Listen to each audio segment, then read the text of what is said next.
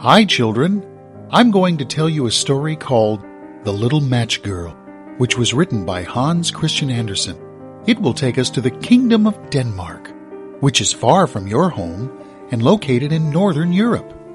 Now, children, let's listen to this pathetic story. That night was New Year's Eve, and it was terribly cold and snowy. There was a little girl who, bareheaded and with nothing on her feet, walked alone along the dark street. As she left home, she had worn slippers, which were the last thing her mother gave to her before she had died. However, they were too large, and she had lost them when she crossed the street. The first slipper was crushed by a carriage and stuck to the carriage's wheel and disappeared without a trace. The second one was picked up by a naughty boy, and he threw it up in the air. He laughed and said he would keep it to make a bed for his puppy. And so she had to walk on with bare feet, so her feet turned first red and then blue because of the coldness. Her old apron was full of matches, and her right hand still held a bundle of them. She tried to reach a crowded place, but no one noticed her or bought anything from her. Matches? During Madam, the entire please day, buy my matches. she had not sold anything, and no one had given her a penny. The poor girl, so cold and hungry, still walked along the street with the snow falling on her head and down her back. All the windows were lit up, and there was a wonderful smell of roast goose. It was New Year's Eve. As her kind grandmother was alive, her family celebrated the New Year's Eve at home happily together. However, the reaper had taken her grandmother away. Her family had run out of money, so she had been forced to leave her lovely house, which was decorated with beautiful climbing ivy. She now lived in a dark slum and had to listen to her father scolding every day. Wow, it smells tasty. I wish I could have a slice of roast goose. It was so cold. She sat down in a corner. She drew her little feet up close to her, but it became colder and colder, and her little hands were almost numb with cold. She could not go home, as if she had not sold any matches or received any money, her dad would have beaten her. Dare to come home without money? Get out of the house now. Oh, it's so cold. Should I burn a single match to get warmer? She was wondering, and she dared to take one from the bundle of matches, and then she burned it. What a wonderful light it was!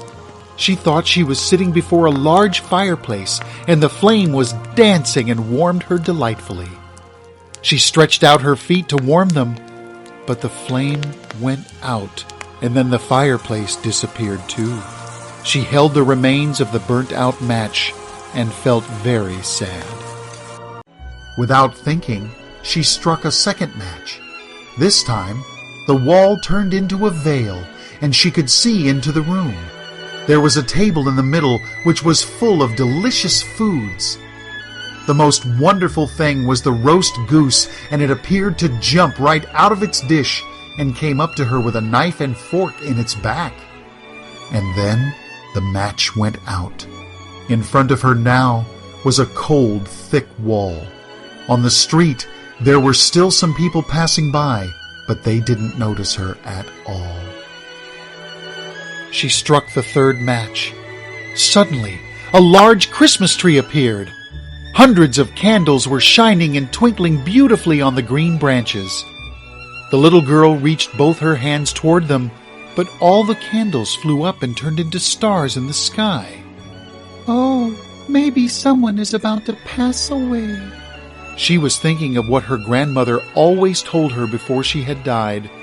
When a star falls, a good soul goes up to heaven. She rubbed another match against the wall. The yellow light shone around, and she could clearly see her grandmother smiling at her.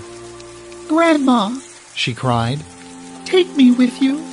I know you will go away when the match burns out, like the tasty roast goose and like the large Christmas tree. But please don't leave me, Grandma. We used to be so happy, and you told me that if I was a good girl, I could meet you in heaven one day. I beg you, please tell God that I want to follow you." When the match burnt out, the shining mirage vanished in front of her face. And so, one by one, she struck the whole bundle of matches. She wanted to keep her grandmother near her. The matches gave such a brilliant light that it was brighter than at midday. She had never seen how beautiful and tall her grandmother was. It was an amazing moment as her grandmother took hold of her hands and took her flying higher and higher. Neither hungriness, coldness, or sadness could threaten them now, since they were with God. Next morning, snow still covered the street, but as the sun rose, it was much warmer. Children were excited when their parents let them go out to play. In the corner, leaning against the wall, sat the little girl with red cheeks and a smiling mouth. Next to her, there was a bundle of matches which had all been burnt. She had frozen to death on New Year's Eve. They said maybe she was trying to warm herself, but no one knew the last magical thing she saw last night. Children, this story is over now. This story is woeful and meaningful, isn't it? As you all know, around us there are many children who are less fortunate than you. They have to work outside to survive like the little match girl. So we should feel sorry for them and help them if we can. If everyone is kind-hearted, life will be much more beautiful, don't you think, children? Thank you for listening to this story. Goodbye for now, and see you soon.